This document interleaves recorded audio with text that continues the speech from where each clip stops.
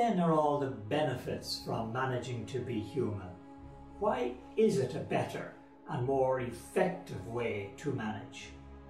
Having said that, I would argue the single most important invention of the last 100 years was the invention of management. And that sounds maybe a little bit weird. We don't usually think about management as an invention, but if you think about the tools, the methods that we use to bring people together, to mobilize and organize resources for productive ends, that was an invention. And yet I'm going to argue that we're going to have to now reinvent management. The way we lead, we plan, we organize, we hire, we motivate. All of those things we're going to have to reinvent, because today organizations are facing a set of challenges that are truly unprecedented. My organization, my company is good for every part of my life.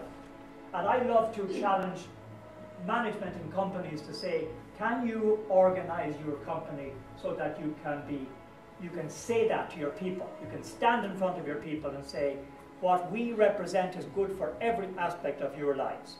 And that's the challenge to management, to make sure that they can do that.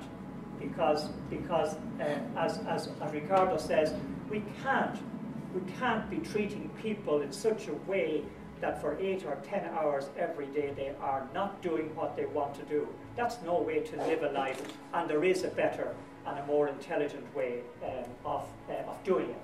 These things in place, the profit will come, and you know, I've been through that experience, and I definitely recommend that. I think it is a better way of working on it. Engage people in the way we manage and lead, so that they willingly engage and willingly participate, so that everybody benefits inside the workplace and outside the workplace. So that's what really excites me. Absolutely. Well, I've put it into practice, and I think I've started to see the success of that. With my own company, we're now more profitable than we ever were.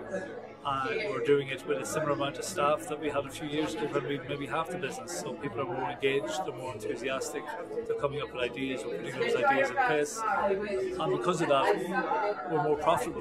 You know, I think, Brian, there's two main parts to it. One for me, and it comes across all the time, in my role even in Clonmel, I call this area of untapped potential, or hidden potential within people. You see it at times, you're working with teams, you're working with people, and even some of the most difficult people, challenging, I use the word difficult people you're working with, suddenly to do something that like surprises you, that you're like, wow, I didn't expect that from that person or whatever.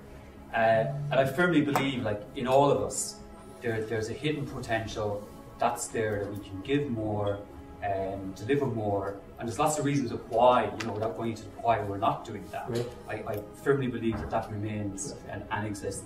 When you just take what Kieran is saying about that hunger there is in people to excel, and how poorly we use it so often in organizations, how we don't challenge them to excel, we don't give them the opportunity to excel. It's a huge disservice, a kind of crime to them, as well as a crime kind of against the organization.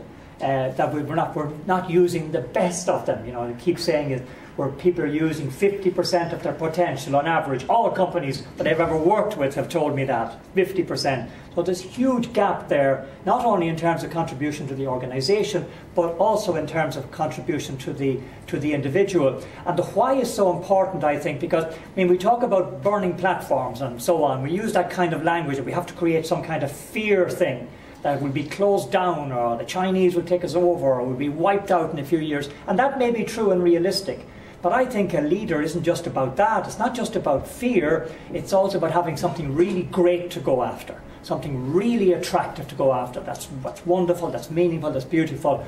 And people need that, and I think that's at the heart of the evolutionary process too, a desire for excellence, a desire for betterment, a desire for improvement, and we have all that going for us if we get out of the way and stop managing, as it were, and let that flow and facilitate it and coach it and let it happen, because there's tremendous energy that's getting suffocated. I think that why is great.